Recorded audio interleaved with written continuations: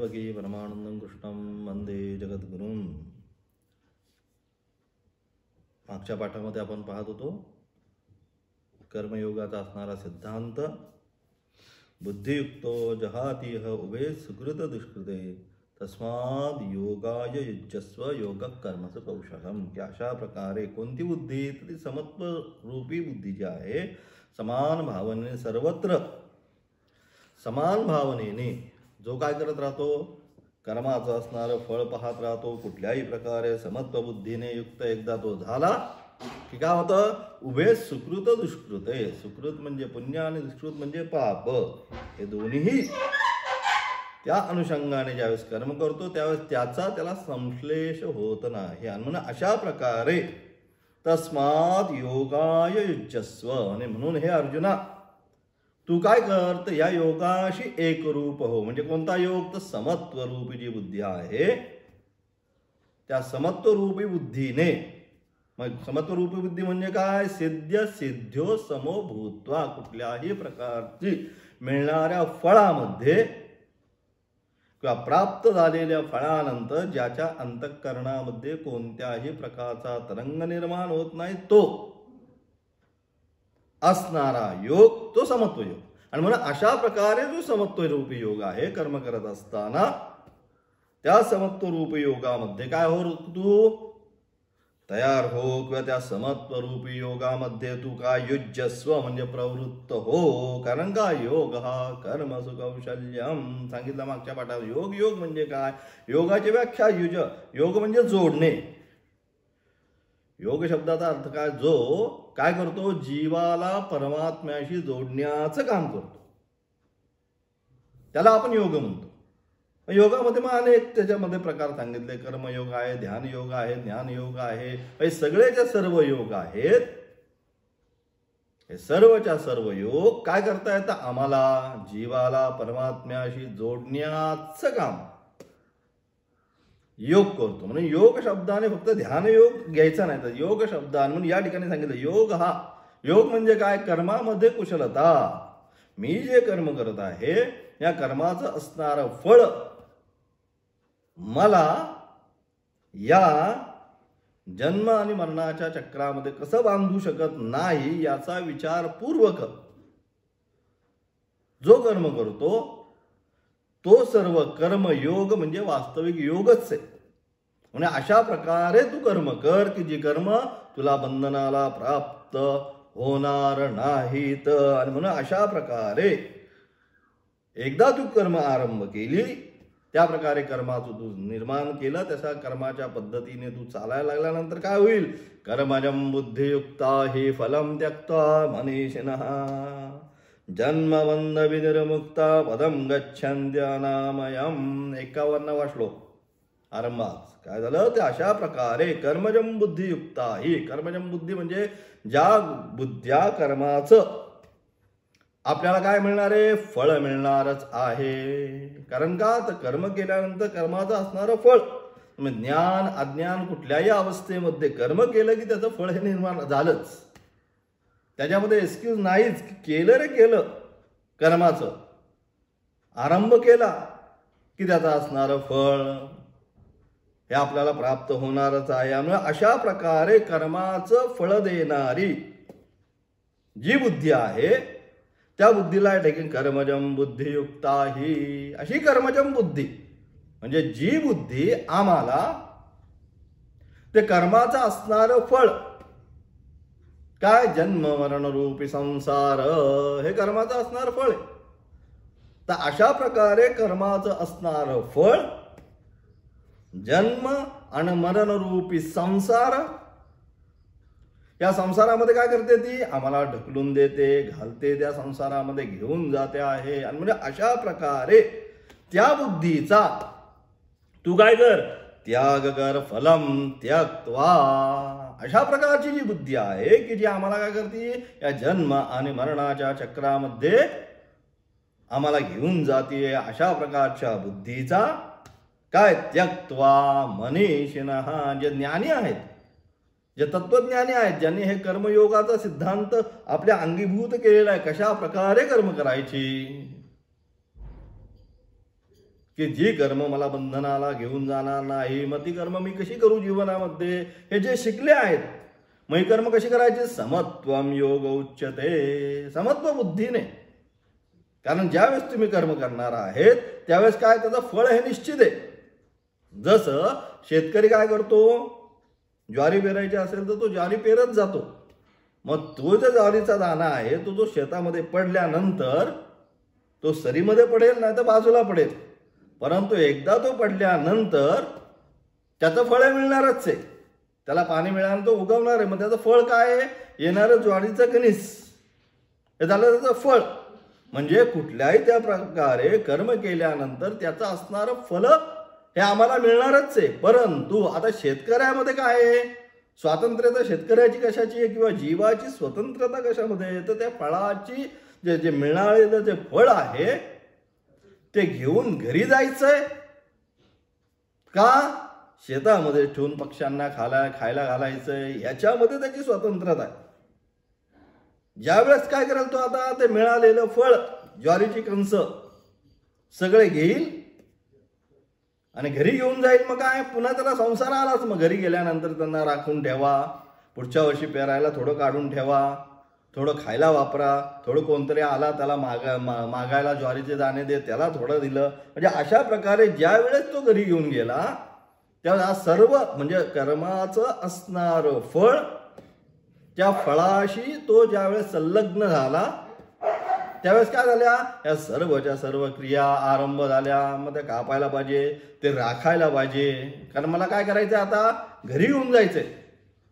मग ते राखलं पाहिजे. मग तिथपासून सुरुवात, राखल्यानंतर ते कापलं पाहिजे, पुन्हा काय केलं, मळलं पाहिजे, पुन्हा पोत्यात भरलं पाहिजे, पुन्हा गाडीतनं घरी घेऊन गेलं पाहिजे. जेव्हा फळाची आसक्ती मनामध्ये निर्माण झाली की हे आता मला घेऊन जायचंय, ही आसक्ती, त्याचा असणारा फळ मला मिळालं पाहिजे, ही भावना निर्माण ज्यावेळेस झाली त्याच्या मनामध्ये त्यावेळेस हा सगळा संसार आरंभ झाला.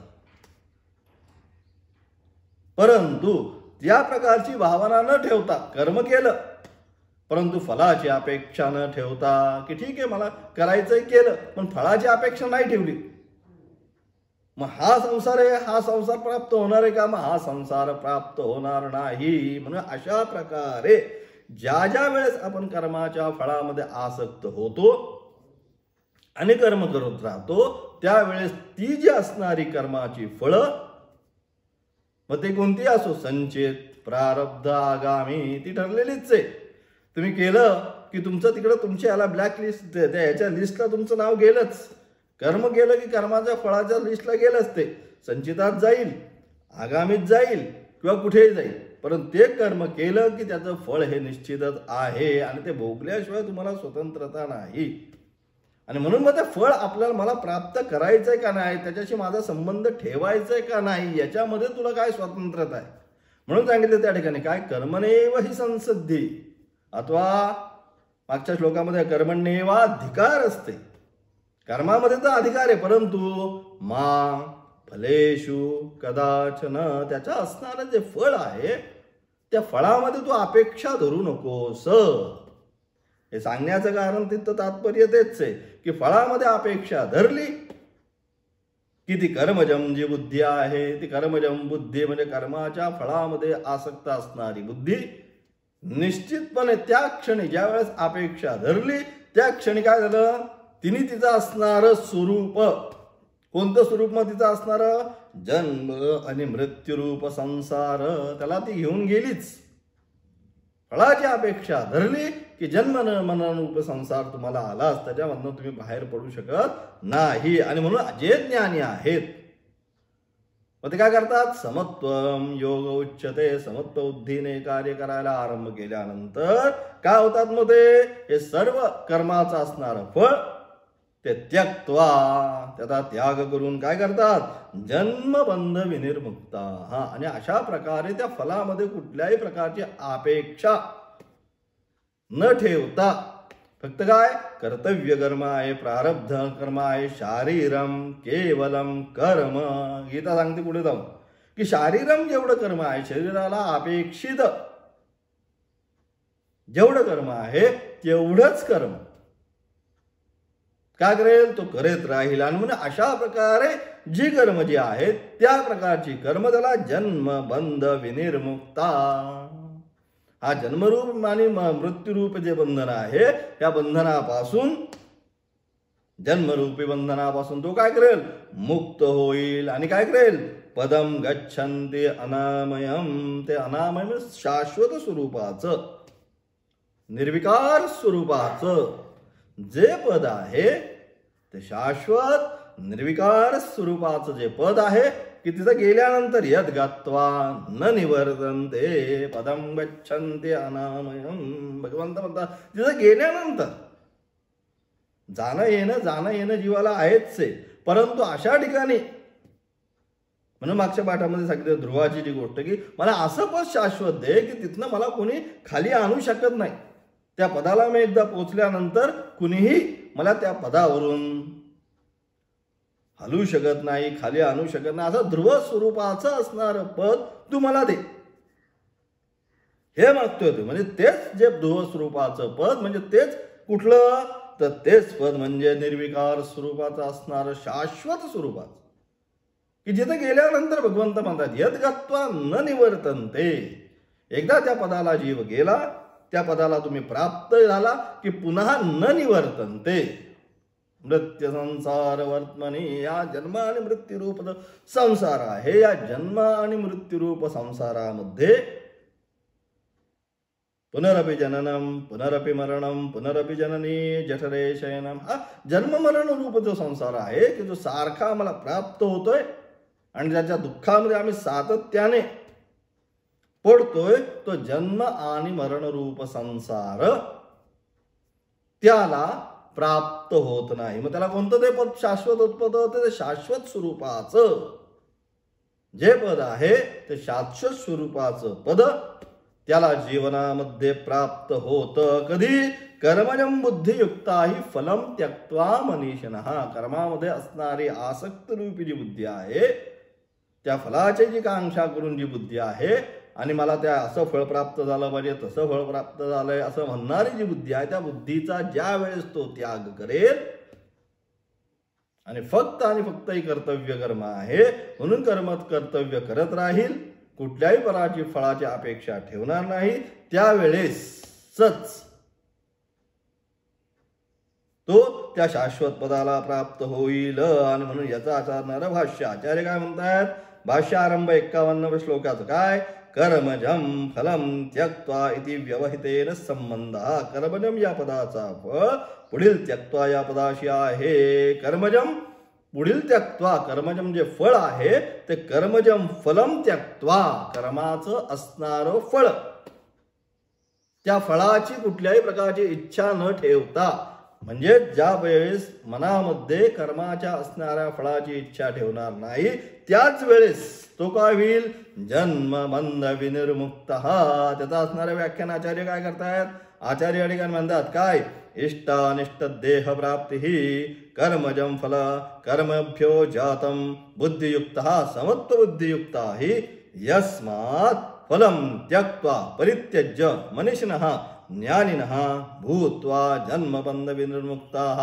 जन्म एव बंधः जन्मबंधः तेन विनिर्मुक्तः जीवन्तः एव जन्मबंध विनिर्मुक्तः सन्तः पदम परमं विष्णोः मोक्षाख्यम गच्छति अनामयम सर्वोपद्रवरहितम इत्यर्थः. आचार्य म्हणतात या ठिकाणी काय म्हणतात? आचार्य म्हणतात कर्मापासून उत्पन्न होणारी जी इष्ट आणि अनिष्ट देह प्राप्ती आहे, कर्माचा पासून म्हणजे कर्माच्या फळापासून काय होतं? इष्ट आणि अनिष्ट अशा प्रकारची असणारी देह प्राप्ती आहे. त्या देहाची प्राप्ती म्हणजे शरीराला मूलभूत कारण काय? जे आपण जन्माला येतो, या जन्माला येण्याला मूलभूत कारण म्हणजे काय? ते आपण केलेली कर्म आणि कर्माचा असणारा परिपाक, जी कर्माची असणारी फळं ज्या वेळेस फलोन्मुख होतात, म्हणजे काय?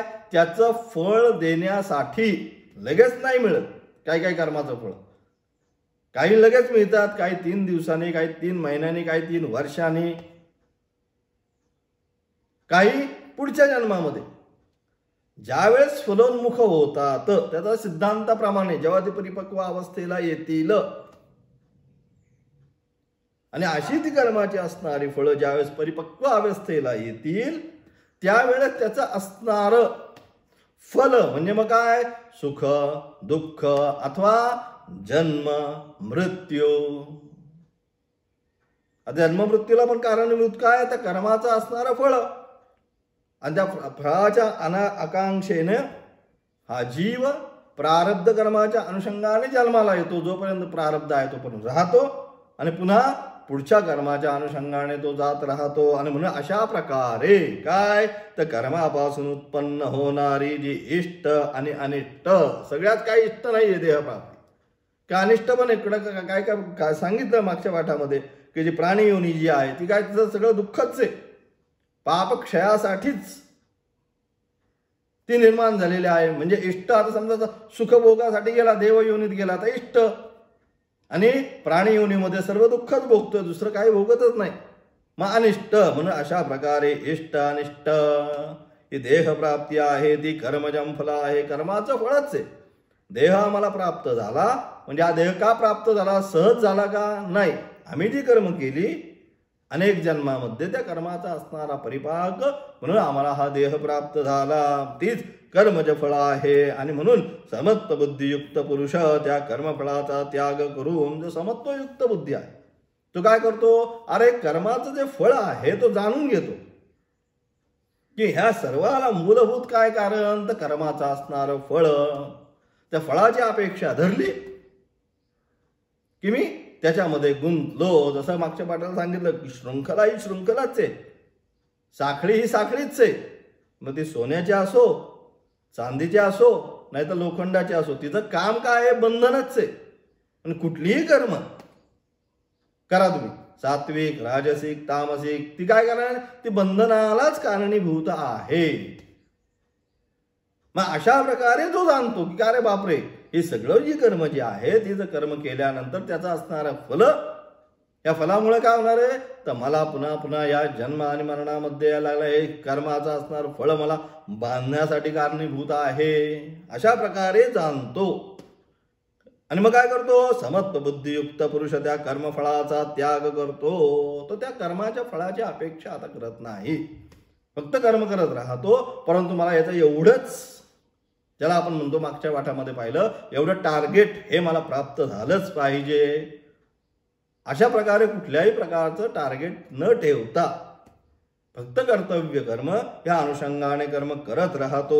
समत्वयुक्त बुद्धी पुरुष त्या कर्मफळाचा त्याग करून काय करतो, ज्ञानी बनून. मग एकदा कर्मफळाचा त्याग त्याने केला की काय होतं, त्याचं चित्तामध्ये काय होतं, सात्विक गुणसंपत्ती निर्माण होते. अमानित्व अदंबित्व क्षमा दम उपरम तितिक्षा श्रद्धा समाधान ही असणारी सात्विक गुणसंपत्ती, दैवी गुणसंपत्ती, हे सर्वच्या सर्व त्याच्या अंतःकरणामध्ये निर्माण होते. म्हणजे अंतःकरणामध्ये असणारे मूलभूत काम क्रोध आणि लोभ त्रिविधम नरकस्येदम द्वारम नाशनमात्मना सांगितलं पुढे जाऊन भगवंताने. हे काय, हे नरकाची द्वारच आहे, हे आम्हाला घेऊनच जाणार आहेत, काम क्रोध लोभ. आणि म्हणून काय कर, याचा तू त्याग कर.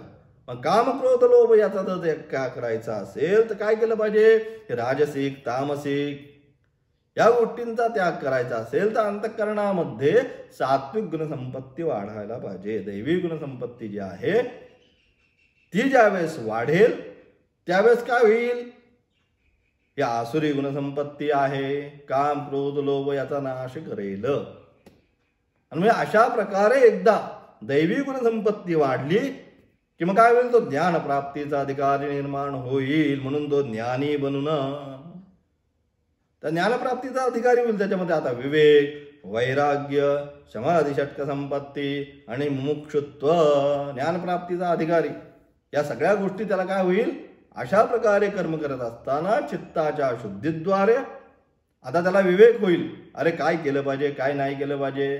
त्यानंतर वैराग्य निर्माण होईल, त्यानंतर समाधी षटक संपत्ती त्याच्यामध्ये निर्माण होईल.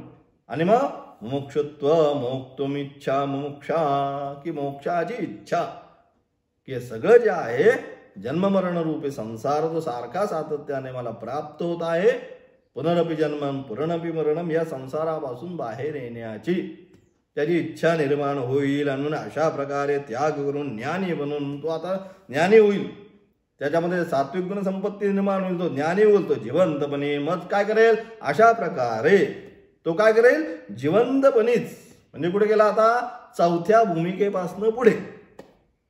ज्ञानाच्या ज्या मागे आपण सप्तभूमिका पाहिल्या, त्या सप्तभूमिकेमध्ये जी चौथी भूमिका आहे, त्या चौथ्या भूमिकेपासून पुढच्या भूमिकेमध्ये तो एकानंतर एक 5वी 6व्या 7व्यापर्यंत निघून जाईल. म्हणजे अशा प्रकारे तो ज्ञानी बनून जिवंतपणे जन्मबंधन मरणापासून जन्मबंधन रूप जे आहे मुक्त होईल. हे सगळं जे संसार रूपचे चक्र आहे, त्या संसार रूपी चक्रापासून तो स्वतःला मोक्षाकडे घेऊन जाईल. आणि मग मोक्ष म्हणजे काय, विष्णूचे मोक्ष नामक अनामयम. अनामयम म्हणजे आचार्य व्याख्या करतात, काय करतात, सर्व उपद्रव रहित परमपदाला प्राप्त होतो. परमपद, परम म्हणजे शेवटचं. अलग लक्षात की त्याच्यानंतर परत का नाही.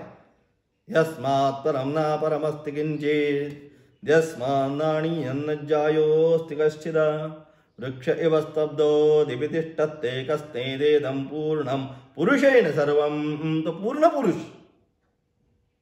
अलग लक्षात की त्याच्यानंतर ते एकदा स्थान तुम्हाला जीवनामध्ये प्राप्त झालं, परमपद प्राप्त झालं की त्याच्यानंतर परत कुठे जायचं नाही.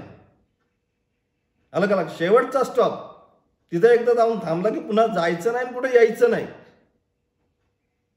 म्हणून त्याला परमपद म्हणजे शेवटचं असणार ते काय, ते पद आहे. म्हणजे अशा प्रकारे असणार ते परमपद जे आहे, हे परमपद त्याला प्राप्त होईल. अथवा आचार्य म्हणतात पुन्हा त्यानंतर काय म्हणतात आचार्य, बुद्धियोगा धनंजय इति आरभ्य परमार्थ दर्शन लक्षणा एव सर्वतः संपकोदकस्थानीयः कर्मज सत्वशुद्धिजनिता बुद्धिः दर्शिता साक्षात् सकृदष्कृता प्रणहनादि हेतुत्तश्रवणात. अथवा 49वा जो श्लोक आहे, दूरेन ह्यवरम कर्म, याच्या अगोदरचा त्या श्लोकापासून ते इथपर्यंत हा आलेला आजचा श्लोक कर्मजम बुद्धियुक्त आहे. म्हणजे 39व्या श्लोकापासून ते 51वा श्लोक. 39वा श्लोक आपला दूरेन ह्यवरं कर्म हा झाला 39. बुद्ध दूरेन ह्यवरं कर्म बुद्धियोगा धनंजय बुद्धौ शरणमन्विच्च कृपणा फलहेतवः. जे फलाची हेतू धरतात, मनामध्ये आकांक्षा धरतात, हे सगळेच्या सगळे त्या श्लोकामध्ये सांगितले सगळे कृपण आहेत. की कारण का, ते फळाची हेतू धरतात. म्हणून 50वा तर बुद्धियुक्तो जहा येहम. तू कुठल्याही प्रकारच्या फळाची इच्छा मनामध्ये न ठेवता काय करेल, ज्यावेळेस अशा प्रकारच्या फळाची इच्छा तो ठेवणार नाही, त्यावेळेस काय, उभे सुकृत जहाती उभे सुकृत दुष्कृते. सगळंच न पुण्यम न पापम. सुकृत म्हणजे पुण्य, दुष्कृत म्हणजे पाप, काहीच तो ठेवणार नाही. आणि मग तस्मात योगाय युज्यस्व योग कर्मसु कौशलम. दुसऱ्या श्लोकाच्या द्वारे योग म्हणजे काय, कर्मामध्ये कुशलता. कर्मामध्ये कुशलता म्हणजेच काय, तर जी कर्म उभे सुकृत दुष्कृते जहाती, त्याचं काहीच ठेवत नाही, अशा प्रकारे कर्म केल्यानंतर 51वा श्लोक म्हणजे आत्ता जो चालू आहे तो कर्मजम बुद्धियुक्ता ही फलम त्यक्त्वा मनीषणः. अशा प्रकारे जी कर्मज बुद्धी आहे, जी फला अपेक्षा नाही कर्म करणारी जी बुद्धी आहे, ती त्याग केल्यानंतर काय होतंय, तो जन्मबंध विनिर्मुक्ता. तो या जन्म आणि मरणाच्या चक्रातून बाहेर पडून ते अनामय पद विष्णूचं प्राप्त करतो. म्हणजे अथवा आचार्य म्हणतात तिथपासून ते इथपर्यंत या श्लोकापर्यंत काय होतं, बुद्धी शब्देनं जी बुद्धी हा शब्द इथं ज्या ज्या ठिकाणी वापरला गेला, ती सर्व बुद्धी शब्दाने कर्मजनित सत्वशुद्धीपासून उत्पन्न झालेली जो सर्वत संप्लग स्थानीय परमार्थ ज्ञानरूपी जी बुद्धी आहे ती सांगितली आहे. ती ज्या ज्या ठिकाणी या तिन्ही श्लोकांच्या मागे जी बुद्धी शब्द ज्या ज्या ठिकाणी घेतलेला आहे, त्या बुद्धी शब्दाने कोणती बुद्धी घेतली, तर त्या बुद्धी शब्दाने जे परमार्थ ज्ञानरूपी की जी बुद्धीला आता कळायला लागलंय, म्हणजेच कोणती, ते मागे पुढे जर गेलो, आणखी मागे आपण गेलो तर ती कोणती बुद्धी, व्यवसायात्मिका बुद्धी. एकेह कुरुनंदन बहुशाखा अनंताष्ट बुद्धयो अव्यवसायिनाम. याचे व्याख्यान झालं आता की व्यवसायात्मिका निश्चयात्मिका बुद्धी आता त्याची झाली की मला हे बाकी काही नाही करायचं, मला ह्याच मार्गावर जायचं,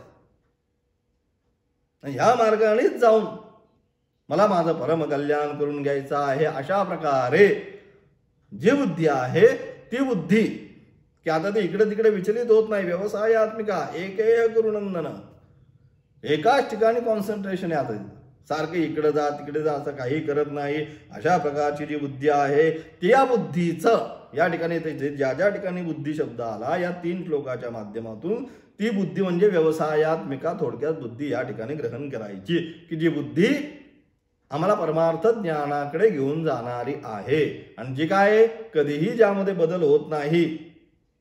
आता बदलली, आता इकडे जाते, त्याचं व्याख्यान सगळं मागे तिथे झालंय. म्हणून अशा प्रकारे असणारी परमार्थ ज्ञान रूपी जी बुद्धी आहे ती परमार्थ ज्ञान रूपी बुद्धी सांगितलेली आहे.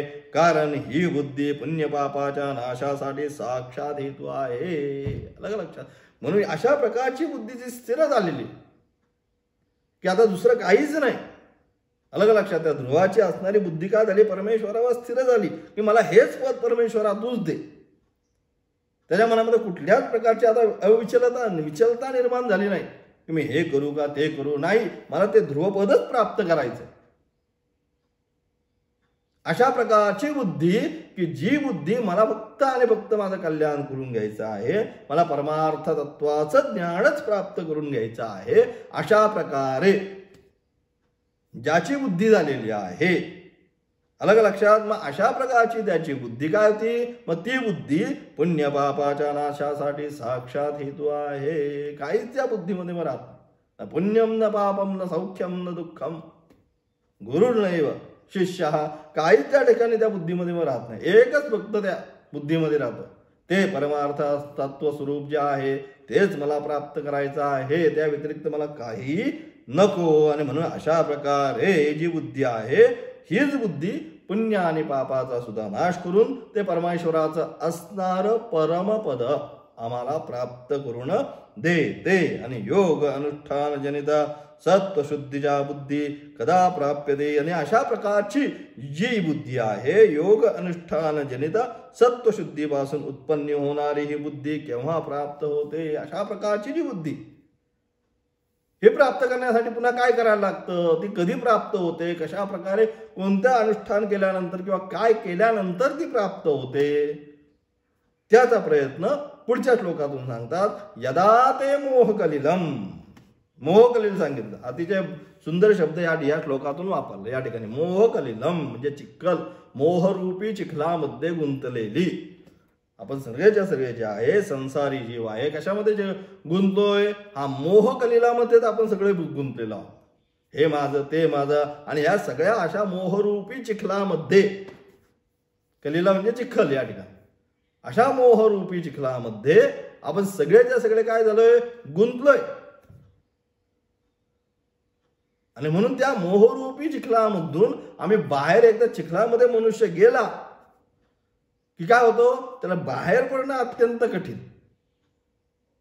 कुठल्याही परिस्थितीमध्ये बाहेर यायचं म्हटल्यावर त्याला येता येत नाही. अशा प्रकारे या मोहरूपी यदा ते मोहकलिलम बुद्धिर्व्यतितरिष्यति तदा गंतासी निर्वेदम श्रोतव्यस्य श्रुतयस्य. म्हणजे अशा प्रकारे ज्या वेळेस आपली बुद्धी काय करेल, या मोहरूपी चिखलातून, जे अडकलाय ना सारखा मोहरूपी चिखलामध्ये आपण सारखे सातत्याने विषयाची अनुकूलता, म्हणजे मोहकलिल म्हणजे काय, तर विषयाची असणारी अनुकूलता, आपल्या अनुषंगाने सगळं चाललंय ज्यावेळेस तर तो प्रसन्न राहणार.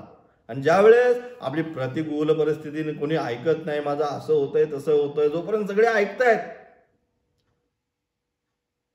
तोपर्यंत प्रसन्न, आणि जेव्हा कोणी ऐकत नाही त्यावेळेस उद्विग्न. म्हणजे अशा प्रकारे अनुकूल परिस्थितीमध्ये जी बुद्धी प्रसन्न राहते आणि प्रतिकूल परिस्थितीमध्ये जी बुद्धी उद्विग्न होत राहते, अशा प्रकारची जी असणारी बुद्धी, ती बुद्धी म्हणजे मोहकलिलम. मग ती बुद्धी काय करते, त्याला घेऊनच जाते खाली चिखलामध्ये.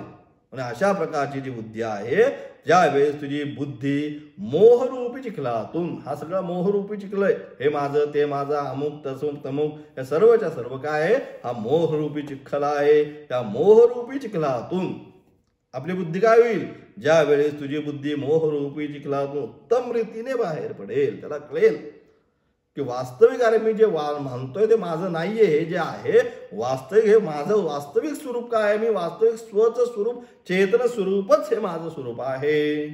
परंतु आता काय केलंय, मी वास्तविक चेतन असताना सुद्धा मी काय केलंय, या शरीरादी जड पदार्थ जेवढे आहेत या जड पदार्थाशी मी माझा संबंध मानला. आणि एकदा स्वनी म्हणजे चेतन आणि काय केलं, या जड असणाऱ्या संसाराशी, या शरीराशी, त्या शरीराच्या अनुषंगाने हे माझे ते माझे या सगळ्यांशी संबंध मानला, त्यांना आपलेच मानतो.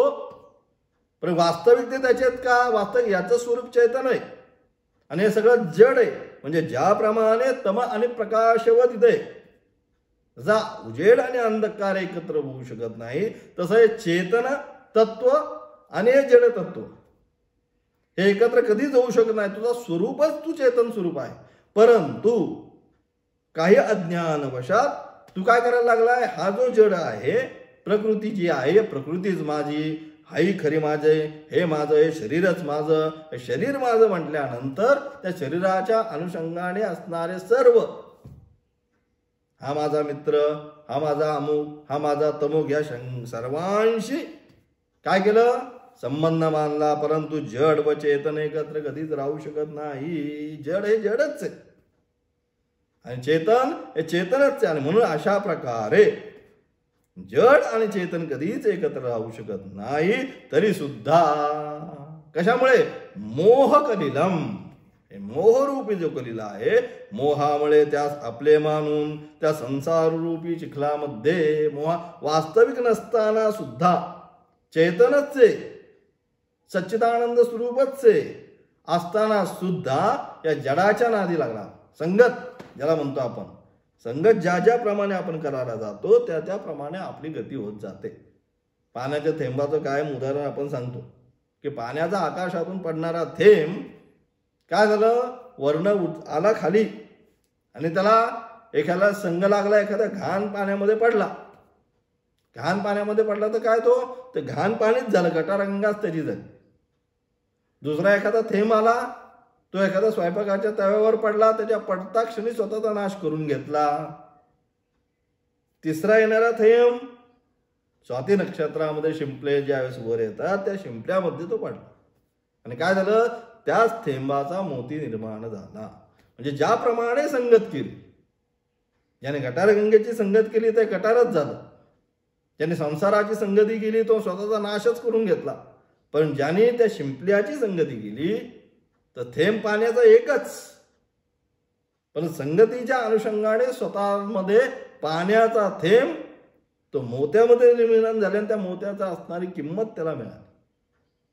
म्हणजे जशी संगत, म्हणजे अशा प्रकारे त्यांनी काय केलं, ज्यावेळेस जडाची संगत केली, या शरीराशी संगत केली, त्यावेळेस काय झालं, त्यामुळे या मोहरूपी संसार चिखलामध्ये तो फसत गेला संसार चक्रामध्ये. आणि संसार चक्रामध्ये ज्यावेळेस फसत गेला त्यावेळेस काय केलं, जन्म मरण याच्यामध्ये पुन्हा ज्या वेळेस एखादा जसा वाटसरू काय करतो, आपल्या गंतव्य स्थानाकडे निघतो, मला इथून कुठे जायचं, पुण्यालाच जायचंय असं समजून मी इथून निघालो आणि गंतव्य स्थानाच्या अगोदरच एखाद्या ठिकाणी मुक्काम त्याने केला. आणि मुक्काम केल्यानंतर काय होतंय, मग तिथले हा आला तो आला, गप्पा गोष्टी करत करत करत करत काय तिथंच आता मौज मजा करायला लागला आणि मला कुठे जायचंय, पुण्याला जायचंय विसरूनच गेला. तसं त्याप्रमाणे काय, अस्व चेतन स्वरूप असताना वास्तव्याचं स्वरूप चेतनच आहे, अनित्य आनंद स्वरूप आहे, सच्चित आणि आनंद स्वरूप असताना सुद्धा मग काय केलं यांनी, शरीरादी जड पदार्थासोबत काय केली, मैत्री केली. आणि याच्याशी मैत्री करून मग याच्याबरोबर मौज मस्तीमध्ये हा काय करायला लागला, याने आपलं वेळ सगळा याने वाया घालून टाकला. आणि मग काय झालं, ज्या स्थानासाठी पदम अव्यय, जे परमपद जे आहे तिथं पोचायचं तिथं तर न पोचता, गंतव्य स्थानावरती न पोचता मग काय झालं, त्याच मोहरूपी चिखलामध्ये तो काय राहिला, फसून राहायला लागला. म्हणजे जे स्थान आहे ते सोडलं आणि चिखलामध्येच तो फसून राहिला. कोणता चिखल, संसार पंकरूपी जो चिखल आहे त्याच्यामध्येच तो फसायला लागला. आणि म्हणून त्याला ते आपलं गंतव्य स्थानापर्यंत पोहोचू शकत नाही. आणि अशा प्रकारे ज्यावेळेस तुझी बुद्धी या मोहरूपी चिखलातून उत्तम रीतीने बाहेर पडेल, कारण हे काय, हे सगळं जे आहे हे वास्तविक नाहीये, इथनं मला बाहेर पडायला पाहिजे, असं ज्यावेळेस तो जाणेल त्याच वेळी ऐकलेल्या आणि ऐकण्यात येणाऱ्या भोगापासून तू वैराग्याला प्राप्त होशील. तेव्हा त्याला कळत, कारण हे वास्तविक नाहीये, हा सगळा चिखलच आहे. आणि मग काय करेल तो, ऐकलेल्या आणि ऐकण्यात येणाऱ्या सगळे जे काय भोग, हे घ्यायचे, ते करायचं, अमुक करायचं, तमुक करायचं, या सगळ्यापासून अरे सगळं जे आहे हा सर्वच्या सर्व मोहरूपी पंकच आहे. ह्याच्यामध्ये मी जर गेलो तर मी ह्याच्यातनं बाहेर येऊ शकणार नाही. लक्षात. जसं तो गजेंद्र तो गेला एकदा, त्या मगरीने ओढत ओढत ओढत आत नेलं, सगळे आले ओढायला, मुलं आले, हे आले, ते आले, परंतु त्याची एवढी शक्ती होती त्या मगरीची की त्याला ती ओढतच आत चाललं. मग काय करायला, एक एक एक एक एक एक एक एक सुटत चाललं. मग ज्यावेळेस त्याला कळलं की आता हे कुणीही माझ्या मदतीला येऊ शकत नाही, हे कुणीही मला वाचू शकत नाही, त्यावेळेस त्याला बुद्धी होती त्या गजेंद्रात. आणि ते असणारं तळातलं कमळ उपटतो, घेतो सोंडेमध्ये, आणि त्या परमपदे जो आहे विष्णू स्वरूप त्याला प्रार्थना करतो.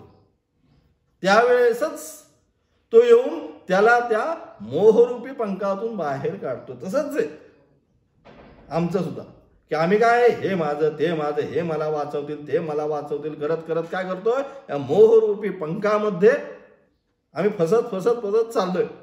पण वेळ आल्या आम्हाला पण कळतं की अरे हे कुणीही कामाचे नाही, वाल्याचं ती गोष्ट आहे की जातो, तुम्ही घेणार का माझा भाग, मी जे काय करतोय पुण्य पाप, या पापाचे तुम्ही भागीदार होणार का, काय संबंध म्हणतात, तू करतोय तर तू फेड. तेव्हा त्याची बुद्धी जागे होती, अरे हे माझ्या पापाला भागीदार होऊ शकत नाही. त्याप्रमाणे या ठिकाणी सुद्धा काय, तर ह्या मोहरूपी पंखामध्ये हा जो गजेंद्र आहे तो आतापर्यंत हे माझ्या मुलं, माझे अमुक तमुक तमुक सगळं करत होता. पण ज्या वेळेस वास्तविक वेळ आली आणि ती मगर घेऊन जायला लागली त्या तळ्यामध्ये आतमध्ये, त्यावेळेस त्याला कळलं की कुणी आता मला यातनं वाचू शकत नाही. मग कोण वाचू शकतो, ते परमपद जो आहे, वास्तविक स्वरूप जे आहे, सच्चिदानंद स्वरूप, तो परमात्माच मला याच्यातून बाहेर काढू शकतो. आणि मग अशा प्रकारे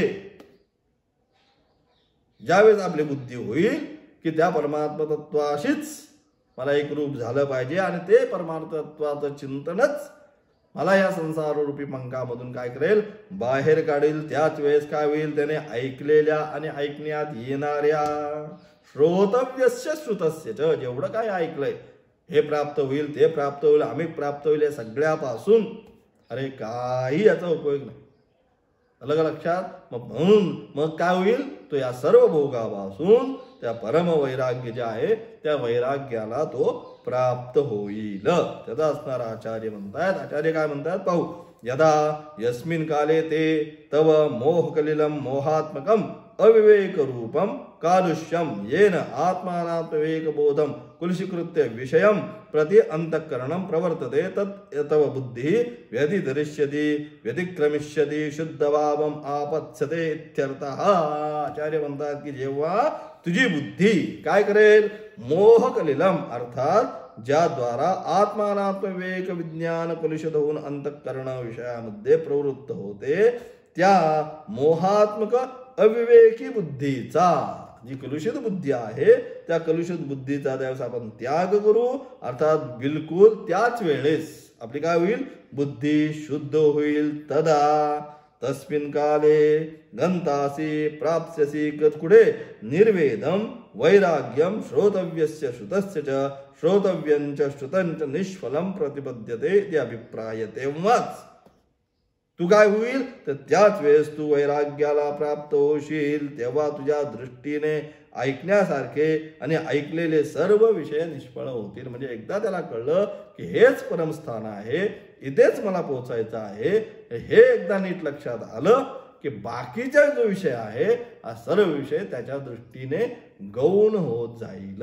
बाकीच्या विषयामधून आसक्ती ती कमी होईल आणि वास्तविक जे तत्वाचं ज्ञान आहे त्याच्यामध्ये त्याच्या जीवनाची आसक्ती त्याला निर्माण होईल आणि ते पद प्राप्त करण्याचा जीवनामध्ये तो प्रयत्न करेल. त्याच्यानंतर 53वा असणारा श्लोक उद्याच्या पाठामध्ये पाहणार आहोत.